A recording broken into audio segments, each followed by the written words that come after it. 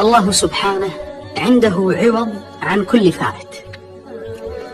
ما تخسره بسبب المصيبة والبلاء في الدنيا عوضه وأجره يوم القيامة عظيم لا يقدر بثمن. أصلا حين ترى الأجر بسبب صبرك على المصيبة يوم القيامة تتمنى أن المصيبة هذه وقع منها 1000 لعظيم الجزاء يوم القيامة.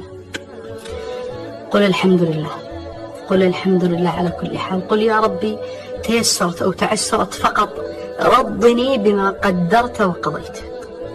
سؤال بسيط، ما الفائدة أن تعيش بحزن ويأس لن تظفر بشيء؟ لا، عش بأمل يسر خاطرك ويشرح صدرك، خير لك من أن تعيش على اليأس. الله يفرج عنا وعنكم ويسر أمورنا يا رب العالمين. الله سبحانه عنده عوض عن كل فائت. ما تخسره بسبب المصيبة والبلاء في الدنيا عوضه وأجره يوم القيامة عظيم لا يقدر بثمن. أصلا حين ترى الأجر بسبب صبرك على المصيبة يوم القيامة تتمنى أن المصيبة هذه وقع منها 1000 لعظيم الجزاء يوم القيامة. قل الحمد لله، قل الحمد لله على كل حال. قل يا ربي تيسرت أو تعسرت فقط رضني بما قدرت وقضيت. سؤال بسيط، ما الفائدة أن تعيش بحزن ويأس لن تظفر بشيء؟ لا، عش بأمل يسر خاطرك ويشرح صدرك، خير لك من أن تعيش على اليأس. الله يفرج عنا وعنكم ويسر أمورنا يا رب العالمين.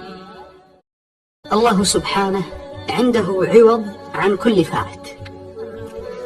ما تخسره بسبب المصيبة والبلاء في الدنيا عوضه وأجره يوم القيامة عظيم لا يقدر بثمن. أصلا حين ترى الأجر بسبب صبرك على المصيبة يوم القيامة تتمنى أن المصيبة هذه وقع منها 1000 لعظيم الجزاء يوم القيامة.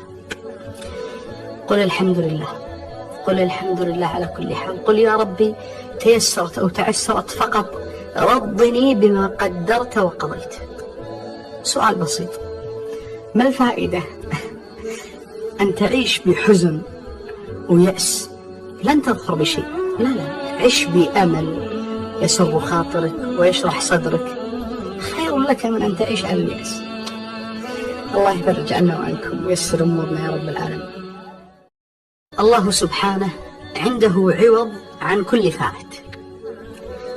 ما تخسره بسبب المصيبة والبلاء في الدنيا عوضه وأجره يوم القيامة عظيم لا يقدر بثمن. أصلا حين ترى الأجر بسبب صبرك على المصيبة يوم القيامة تتمنى أن المصيبة هذه وقع منها 1000 لعظيم الجزاء يوم القيامة.